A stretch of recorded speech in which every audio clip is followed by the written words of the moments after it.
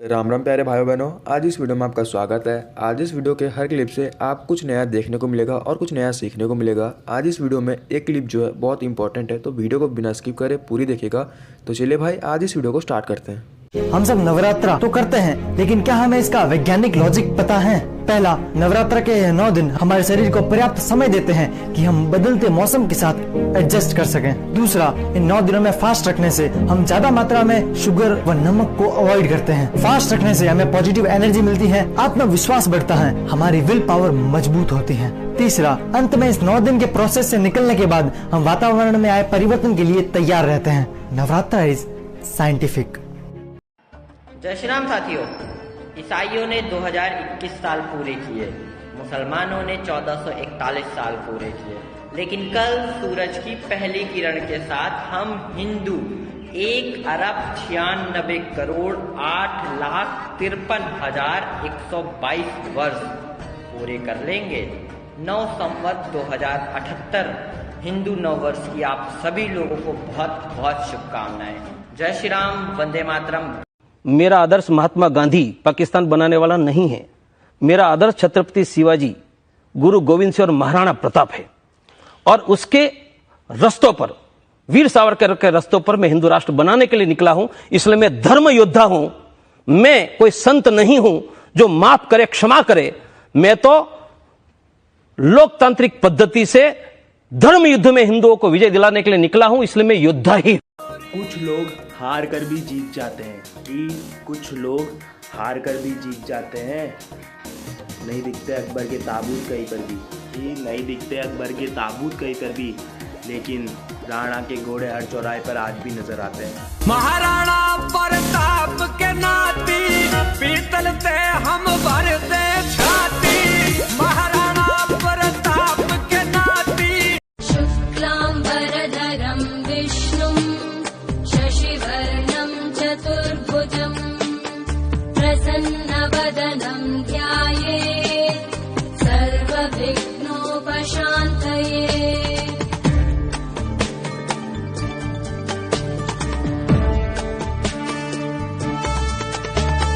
शान्ताकारं भुजगशयनं पद्मनाभं सुरेशम्।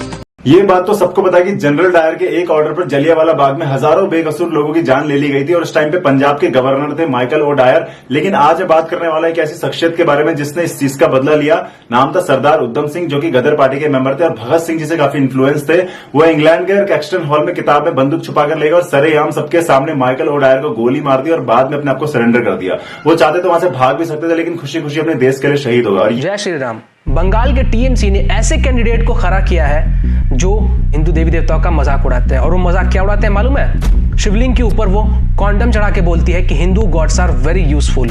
और ऐसे लड़की को टिकट दिया है टीएमसी ने। अगर इस शिवलिंग को प्रॉफेट मोहम्मद या फिर हज में जो रखा हुआ है उससे अगर रिप्लेस कर दिया जाए तो क्या उस टाइम पे भी आप सेकुलरिज्म चिल्लाओगे? तो क्या वो भी फ्रीडम ऑफ एक्सप्रेशन और फ्रीडम ऑफ स्पीच में आएगा? अगर ऐसा किसी ने किया होता ना, तो अभी तक उसके इतने छोटे छोटे टुकड़े कर दिए होते कि उसके घर वाले पहचान नहीं पाते। कमलेश तिवारी ने तो सिर्फ ये कहा था कि मोहम्मद फर्स्ट होमोसेक्सुअल है इस दुनिया के। कितनी बेरहमी से उनको सरेआम मार दिया गया था। पूरे दुनिया के सारे मुस्लिम रोड पे आ गए थे। क्योंकि सेकुलरिज्म तभी आता है, फ्रीडम ऑफ स्पीच तभी आता है, फ्रीडम ऑफ एक्सप्रेशन तभी आता है जब बात हिंदुओं की होती है। जब बात किसी और की होती है वहां पे कुछ नहीं आता है। वहां पे सीधा काट देंगे, वहां पे टुकड़े टुकड़े कर देंगे, पाउडर बना देंगे या बम से उड़ा देंगे।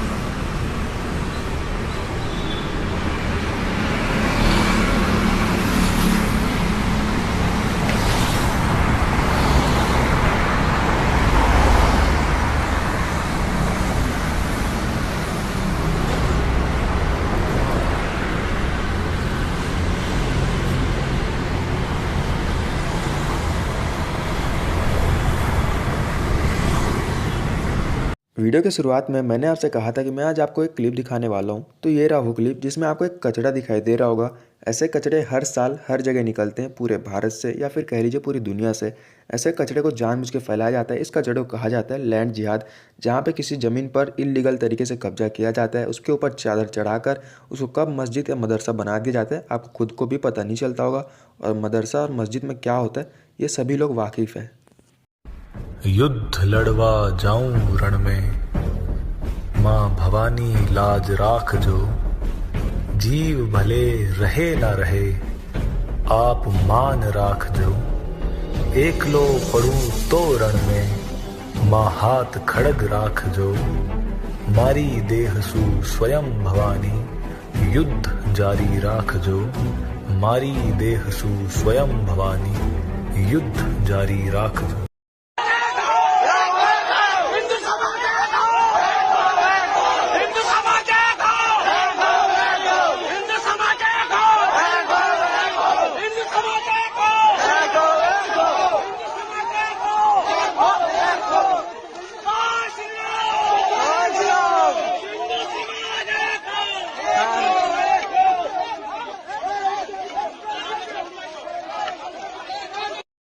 मैं ये नहीं कह रहा गवर्नमेंट को हटाओ, गवर्नमेंट को मजबूर करो कि वो तुम्हारी बात सुने, केवल चमचागिरी में मत लगो। हर जगह मोदी जी मोदी जी मोदी जी मत करो। मोदी जी को ये भी बताओ कि वो हमारे नेता हैं, हमारे दुश्मनों के नेता नहीं हैं। अगर ये पहले दुनिया को पता होता कि मोदी जी का ये रूप सामने आएगा तो लोग कांग्रेस को नहीं हटाते। मोदी जी प्रधानमंत्री तब बने जब उन्होंने गोल्ड टोपी नहीं पहनी। मुझे एक बात बताओ, हर चीज दिल्ली में होती है, हम थोप देते हैं केजरीवाल पर, जबकि दिल्ली की पुलिस केंद्र सरकार के अधीन है। ये झूठ कब तक चलेगा मेरे बच्चों? कब तक अपने आप को धोखा दोगे? केवल जो मोदी जी के दुश्मन है उन्हें कोसते रहोगे। जो तुम्हारा नेता है उसकी जिम्मेदारी है तुम्हें बचाना। भाई तुम मुसलमानों के नेताओं को कोसते रहते हो, ममता बनर्जी को कोसते रहते हो, कभी ये नहीं पूछते कि केंद्र की सरकार तुम्हारी है, गृह मंत्रालय तुम्हारा है, तुम्हारा कार्यकर्ता कुत्ते की मौत मर कैसे जाता है?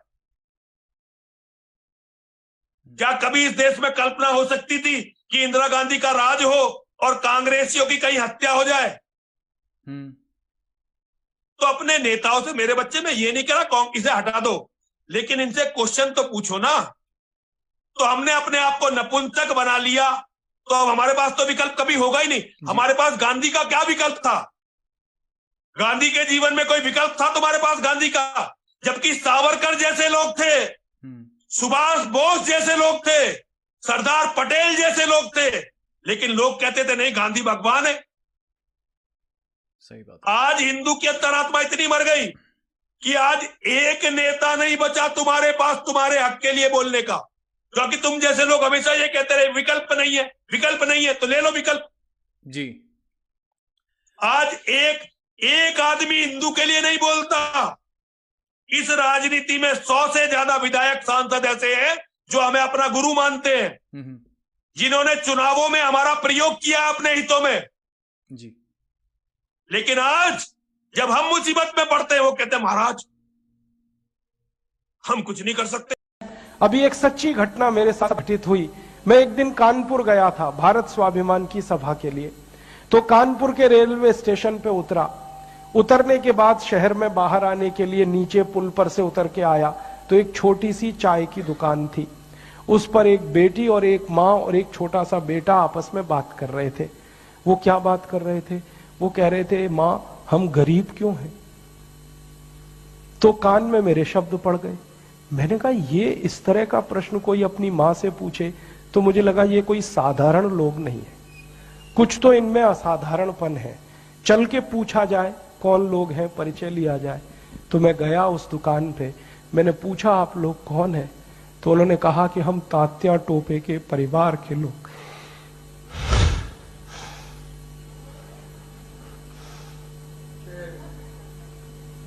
हमारे देश में तात्या टोपे के परिवार के लोगों को चाय बेचनी पड़ी और गद्दारों को सिंहासन मिले, ऐसा ये देश हो गया। जिन लोगों ने तात्या टोपे को मरवाया था वो इस देश में मुख्यमंत्री रह चुके, आपको मालूम है। और एक एक राज्य के नहीं, दो दो राज्य के मुख्यमंत्री रह चुके। तात्या टोपे का गुप्त पता जिन गद्दारों ने अंग्रेजों को बताया था, उस खानदान के कई लोग इस देश में मंत्री रह चुके हैं। झांसी की रानी लक्ष्मीबाई को जिन्होंने मरवाया था, वो इस देश में मंत्री रह चुके हैं। और तात्या टोपे जिन्होंने जवानी लगा दी देश के लिए, उनके परिवार के लोग चाय बेच रहे हैं। ये देश है और ये अब बर्दाश्त नहीं होता, और ये बर्दाश्त होना भी नहीं चाहिए किसी को। क्यों बर्दाश्त होना चाहिए? ऐसा देश तो हमने कल्पना कभी की नहीं थी। तात्या टोपे ने कभी कल्पना नहीं की थी कि ऐसा देश बनेगा। झांसी की रानी की कभी कल्पना नहीं थी, चंद्रशेखर की कल्पना नहीं थी। चंद्रशेखर जैसे क्रांतिवीर ने इस देश की क्या कल्पना की होगी। एक कहानी सुनाता हूं कि वो घर से भाग गए थे 13 साल की उम्र में। माता पिता बहुत गरीब थे, खाने को घर में नहीं था, घर छोड़कर भाग गए, बनारस आ गए, क्रांतिकारियों के संगठन में शामिल हो गए। और उसी संगठन ने थोड़े दिन के बाद काकोरी कांड किया था और खजाना लूटा था। तो धन आ गया, थोड़ा सा पैसा आ गया। तो चंद्रशेखर को उनकी मां और पिता का संदेश आया कि जो पैसा तुम्हारे पास आया है, इसमें से कुछ हमें भी दे दो, हमारी गरीबी में काम आएगा। तो चंद्रशेखर अपने माता पिता के पास गए थे और एक ही उत्तर दिया था कि मेरी रिवॉल्वर में 2 गोलियां हैं, पैसे तो दे नहीं सकता, ये दोनों गोलियां दे सकता हूं। ऐसा देश चंद्रशेखर का, ऐसा देश तात्या टोपे का अब लुट रहा है। तो फिर क्या करना चाहिए? तो मुझे लगता है कि अब फिर कोई दूसरी बड़ी लड़ाई की तैयारी करनी चाहिए। एक लड़ाई उन्होंने लड़ी, तात्या टोपे ने, झांसी की रानी ने, चंद्रशेखर ने। अब दूसरी लड़ाई हमें लड़नी पड़ेगी। इसके बिना कोई रास्ता नहीं। और ये दूसरी लड़ाई का ही अभियान है जिसको हम भारत स्वाभिमान कहते हैं।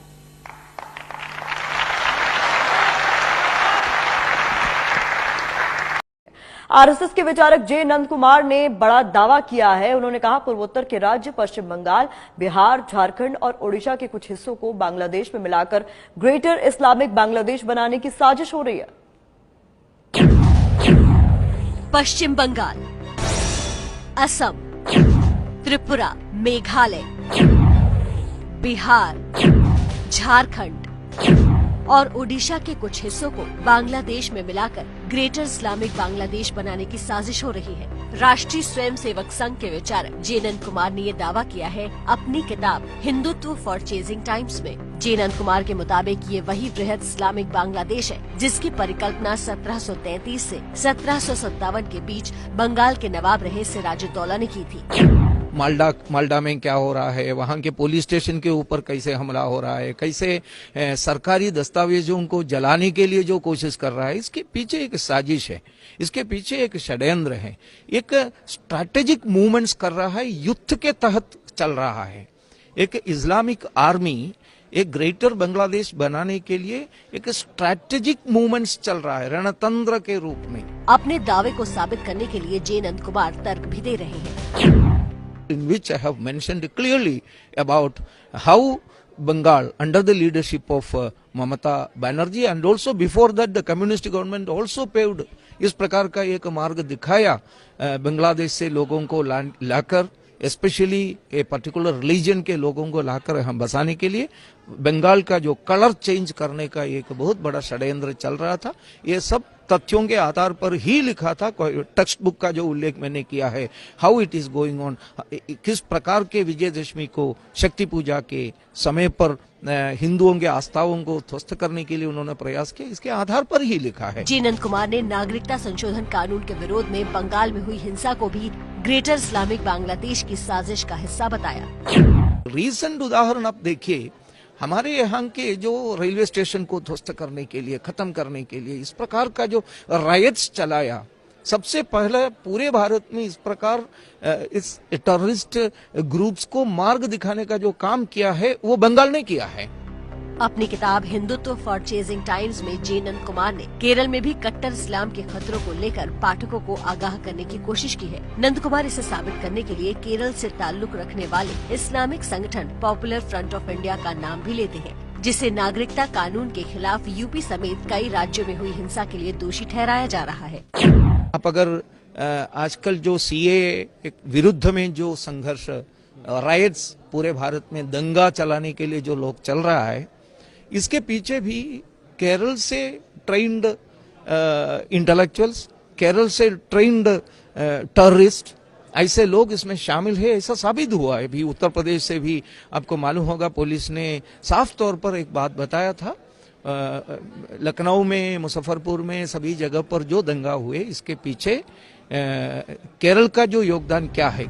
आपको बता दें कि जे नंद कुमार ने अपनी किताब में जिन 6 राज्यों को मिलाकर ग्रेटर इस्लामिक बांग्लादेश की साजिश का दावा किया है, उनमें से पश्चिम बंगाल वो राज्य है जहां संघ और बीजेपी को अपने प्रचार प्रसार के लिए सबसे ज्यादा संघर्ष करना पड़ रहा है। बंगाल की लड़ाई कितनी खूनी है, इसका अंदाजा आप इसी बात से लगा सकते हैं कि पिछले 10 साल में यहाँ 90 से ज्यादा बीजेपी और आरएसएस कार्यकर्ताओं की राजनीतिक रंजिश में हत्या हो चुकी है। इसी तरह केरल में भी आरएसएस और बीजेपी को कड़े विरोध का सामना करना पड़ रहा है।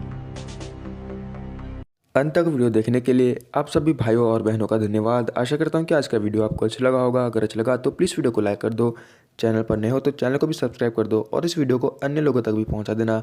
अभी हमारी चैनल की रीच खराब चल रही है और यूट्यूब हमारी वीडियो की नोटिफिकेशन लोगों तक नहीं पहुँचा रहा है, तो ये चैनल आपका है, आपके थ्रू चलता है, तो आपका ये कर्तव्य बनता है कि आप लोगों तक ये वीडियो को पहुँचा दे। तो मिलता हूँ किसी और वीडियो में। जय श्री राम।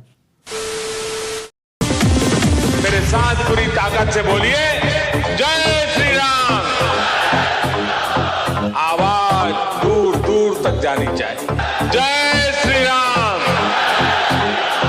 जय श्री राम, जय श्री राम, जय जय श्री राम, जय जय श्री राम। जनता माफ नहीं करेगी।